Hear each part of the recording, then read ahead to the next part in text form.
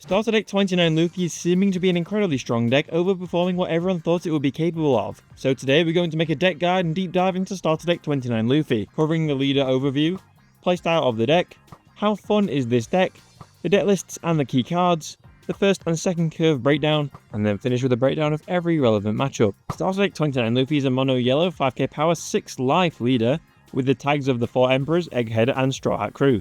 His leader effect is that when you're at 2 or less life, when attacking you can draw 1 card and trash 1 from your hand. This leader effect is kind of mid, but the main parts that make this leader so good are the 6 life, the Egghead and the Straw Hat tags, allowing you to utilize cards requiring an Egghead leader and a Straw Hat leader type. The 6 life with all the triggers in your deck makes you so unkillable too. There are many builds of Starter Deck 29 Luffy that we can get into, however the playstyle pretty much remains the same. The playstyle revolves around your triggers. The majority of your deck are triggers, so early on you take life and hope to play the triggers out. The 2 main deck lists that I've found are the standard Starter Deck 29 list here, and then the Thriller Bark build. Both work, it just depends on what you want to use really.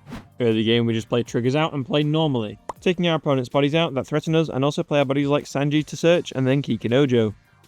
Mid game we aim to play out the 6 cost Kuma, as we don't have EBO3 yet, or the OPO8 Nami SR to KO 5 cost, and late game play the 8 cost Kid to trash a life and the 9 cost Bonney to chip at life and then get rush. All in all, the playstyle is abuse triggers, heal, chip at life, and over time, our 6 life gives us that much of a shield to where we can win the battle with an unblockable event. Yes, this deck also has an unblockable event.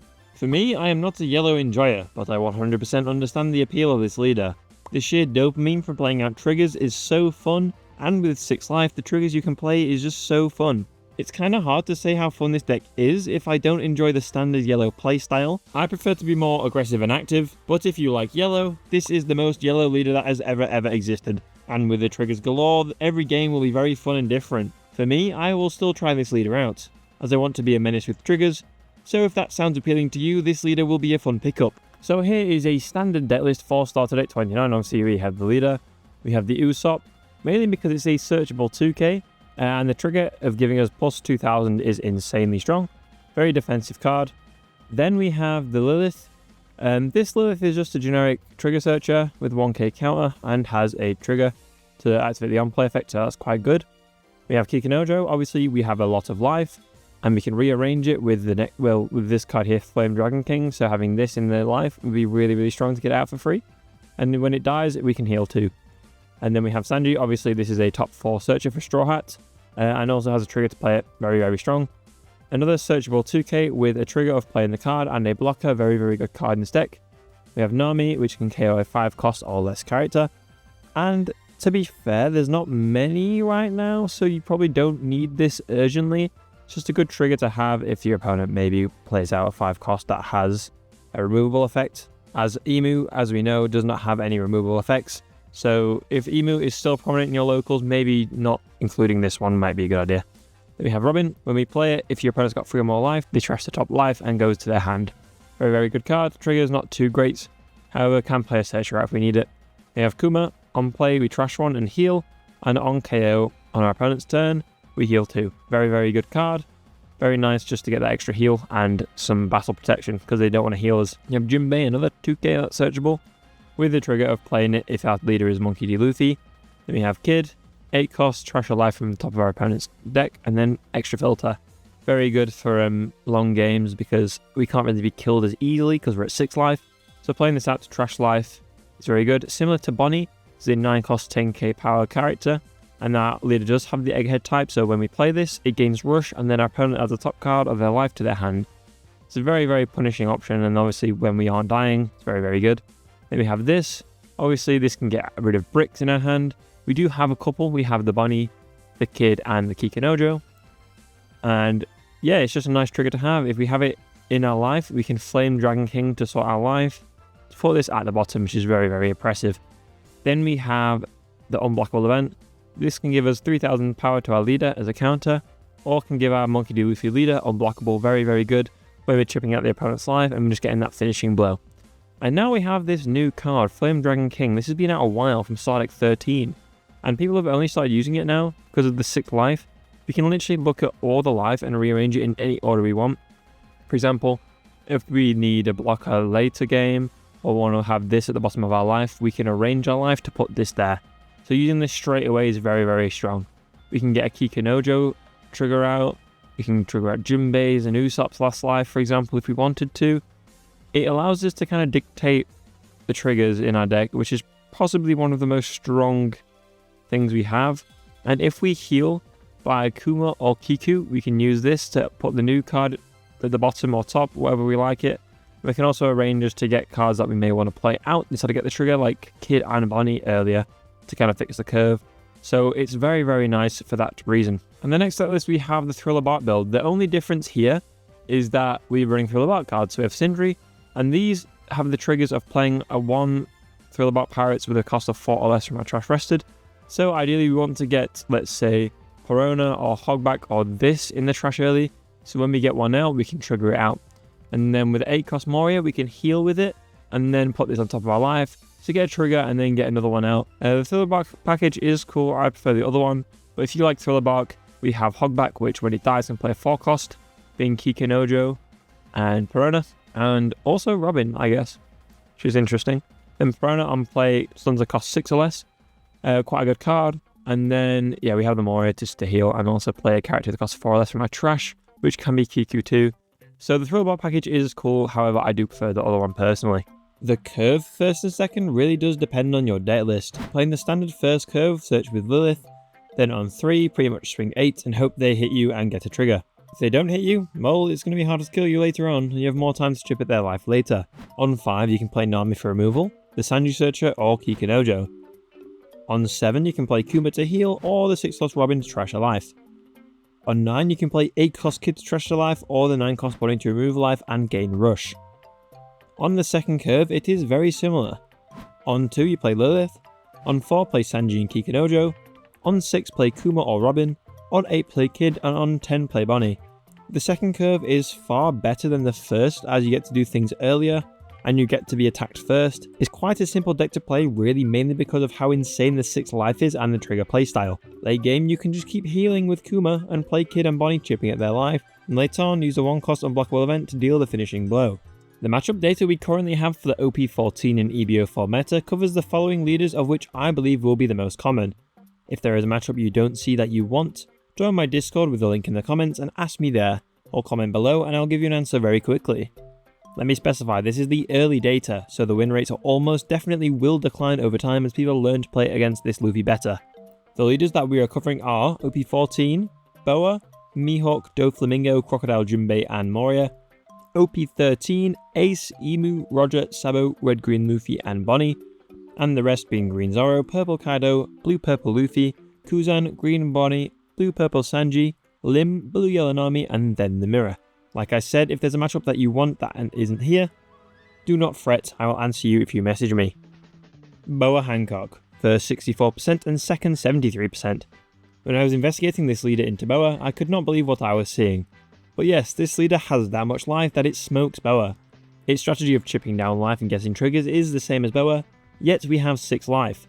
The ultimate attrition of yellow is always won by this leader, as the 6 life is so unbelievably strong. Boa aims to chip out our life with her trigger bodies and the 9 cost Boa, but for us we can kind of outlast that, and deal with that just fine.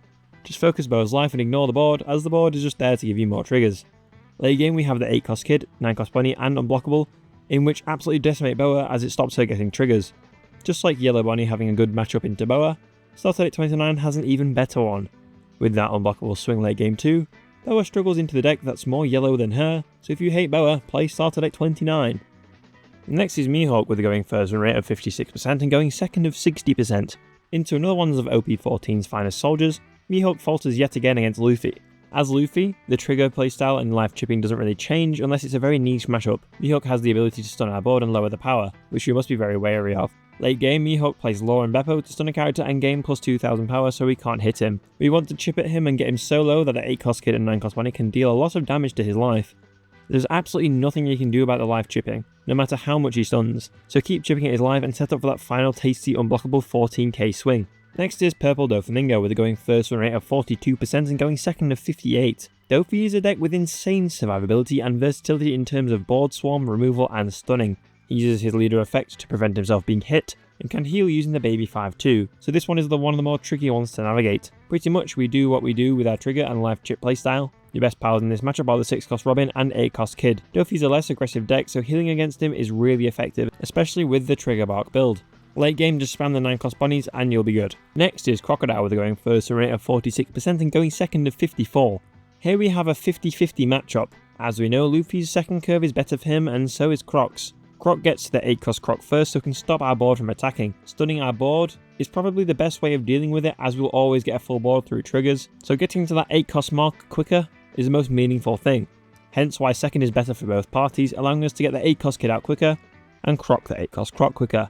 Again here, manage the board, as late game the life chip and starve will be so effective to set up for that unblockable 14k swing. Stun decks are more of Starter Deck 29's enemy, as no matter how many triggers we get, if we can't swing with them, there's no much point in them existing. Next we have Jinbe with going first a rate of 64% and second of 74%. Jinbe is a swarm deck and very aggressive, and the more aggressive he is to us, the more triggers we will get, and the more he will be hit on the clapback. And getting into those bigger bodies quicker on a second curve means so much more.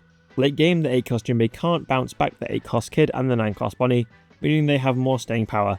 It's the same story with Blue Dofi into an L. The aggro is all well and good until your bodies are killed by triggers and you run out of steam, and you can't close the late game, as we're just too unkillable. Next we have Moria with going first a rate of 73% and going second of 80%.